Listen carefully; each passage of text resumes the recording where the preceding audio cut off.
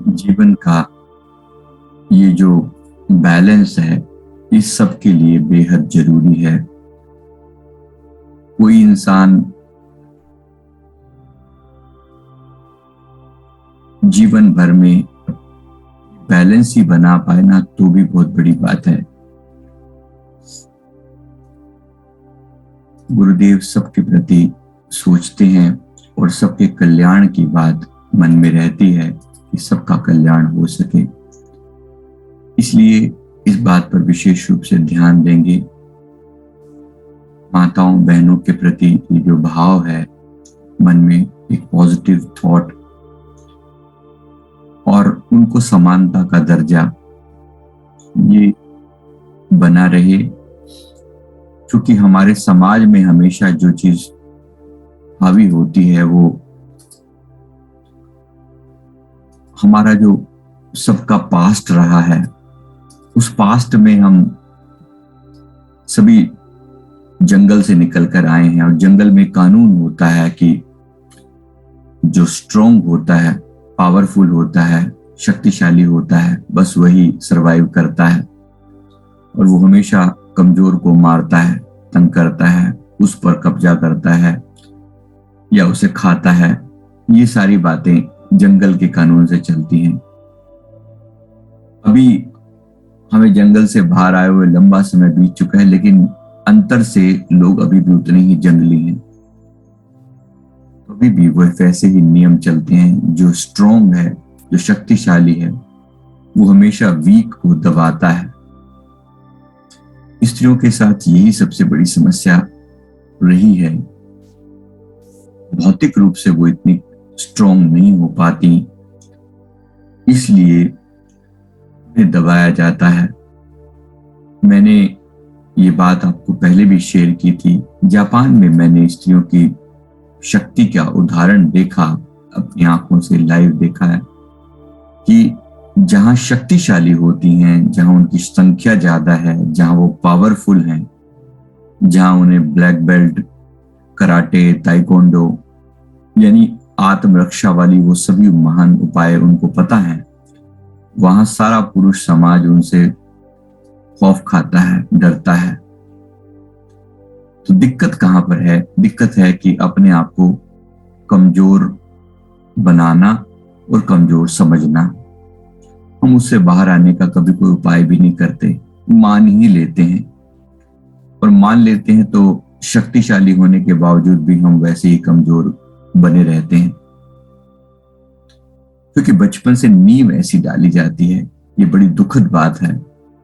अपनी बच्चियों को सदा से छुई मुई बनाया जाता है, बस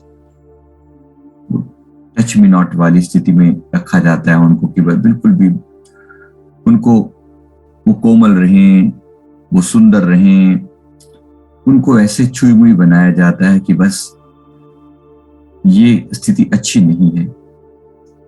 बच्चियों को शुरू से स्ट्रॉन्ग बनाया जाए, अपने पैरों पर खड़ा किया जाए, साथ ही फिजिकली भी उन्हें स्ट्रॉन्ग बनाया जाए।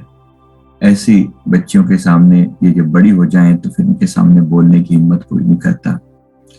और फिनेंशियली भी उनको इंडिपेंडेंट बनाया जाए। ये मान के चला जाए कि एक दिन ये बोझ संसार का भी उन्हें अपने ऊपर उठाना है। फिनेंशियली जो फ्री है वो शक्तिशाली होगा।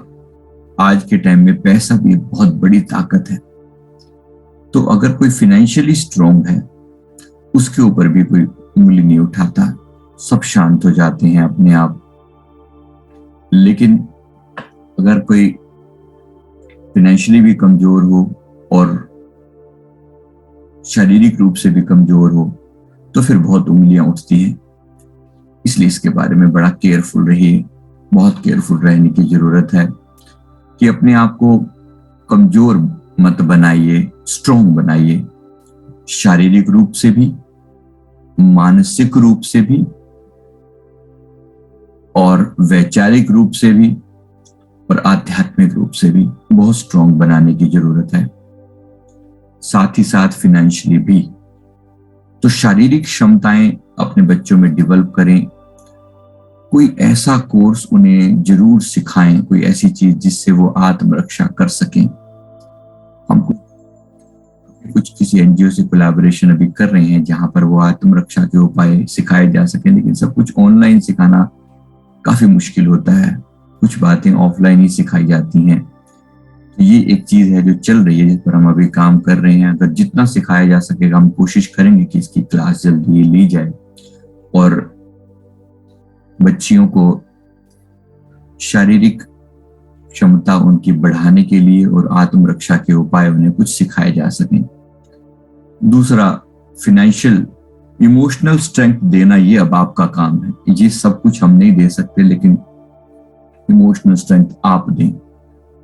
बच्चियों को खास तौर पे इमोशनली पावरफुल बनाएं, स्ट्रोंग बनाएं। बार बार ये उनके मन में मत डालें कि तूने पराए घर जाना है और तू क्या करेगी, भाई को साथ लेकर जा हमेशा, और जमाना बहुत खराब है और ऊंची आवाज में बात मत कर। इस तरह से जो माइंड प्रोग्रामिंग की जाती है, ये प्रोग्रामिंग भी बहुत गलत साबित होती है। तो समाज के अंदर भी परिवर्तन लाने की जरूरत है, क्योंकि जो शारीरिक रूप से कमजोर है वो केवल आध्यात्मिक उन्नति भी वो अच्छे से नहीं कर सकता। वो लोग हमेशा, मैं देखता हूं, मेरे को 10 लोगों की अगर काउंसलिंग करनी पड़ी ना, तो डेली बेस पे जैसे हम करते हैं काउंसलिंग, तो 10 में से 7 जो है वो स्त्रियां होती हैं। ये बड़ी दुखद बात है। ऐसा क्यों होता है कि सारी स्त्रियां ही कमजोर हैं, या सारी समस्याएं ही अधिकतर लेडीज को हैं? क्यों? जेंट्स को समस्याएं नहीं होती क्या? समस्याएं ज्यादा स्त्रियों को, भावनात्मक समस्याएं, इमोशनल प्रॉब्लम्स, बात बात पे रोना आता है, उन्हें कमजोर बनाया जाता है, वो बहुत एम्पैथेटिक होती हैं, वो उनको अनेक तरह के दुख होते हैं, अनेक पीड़ाएं होती हैं। इन सब बातों के लिए आपको स्ट्रॉन्ग बनाने की जरूरत है। हमेशा छुई मुई बनाया है तो वैसी बन जाती हैं, कोई इस बात पर ध्यान भी नहीं देता, फिर सदा कमजोर बनी रहती हैं, झुकी रहती हैं, या फिर बिल्कुल ऑपोजिट भी हो जाता है। कभी कभी इतनी पावरफुल हो जाती हैं, फिर दूसरे वाले को दबाती हैं, या पति को सप्रेस करती हैं, या और तरीके से परेशान करती हैं। दोनों स्थितियां खराब हैं। बेस्ट ये है कि वो बैलेंस होकर रहें। बैलेंस जो है वो शुरू से बनाया जा सकता है। इस बात को ख्याल करें, अपने आप को स्ट्रॉन्ग बनाया जाए तो हर तरीके से बनाया जाए, शारीरिक रूप से भी, मानसिक रूप से भी, इमोशनली भी, और आध्यात्मिक रूप से भी, और फाइनेंशियली भी। फाइनेंशियली तो स्ट्रॉन्ग बनाना बेहद जरूरी है। कमजोर ना समझे और ना कमजोर बने। हमेशा अपने आप को कमजोर समझा है उन्होंने, क्योंकि समाज ने भी ऐसा ही व्यवस्था करी है कि वो अपने आप को कमजोर समझती रहे। इसको सुधार करने की जरूरत है। बच्चों से शुरू किया जाए और बड़े लेवल तक, सभी लेवल पर चेंज लाने की जरूरत है। आइए इसके लिए मिलकर प्रयास करें। हमेशा मैंने इसके लिए बहुत सारे 3-4 प्रोग्राम बनाकर, वीडियो बनाकर अपलोड किए हुए हैं। सुन लिया करें, देख लिया करें उनमें कि किस तरह से अपने आप को स्ट्रॉन्ग बनाना है, स्ट्रेंथन करने की जरूरत है। खास तौर पे जैसे मैंने अभी कहा, इसमें थोड़ा यहाँ पे हम क्या कर सकते हैं, हम इमोशनली स्ट्रॉन्ग बना सकते हैं या स्पिरिचुअली स्ट्रॉन्ग बना सकते हैं।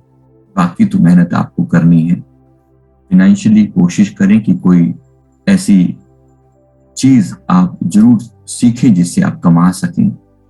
कुछ तो स्किल हाथ में होना चाहिए। अगर कमाई होगी पास में तो फिर किसी को भी चुप कराना आसान हो जाएगा। तो हर तरीके से अपने आप को स्ट्रॉन्ग बनाने की कोशिश करें और पुरुष समाज में पूरी तरह से सपोर्ट करें। आज के लिए इतना ही मैसेज है। Thank you very much.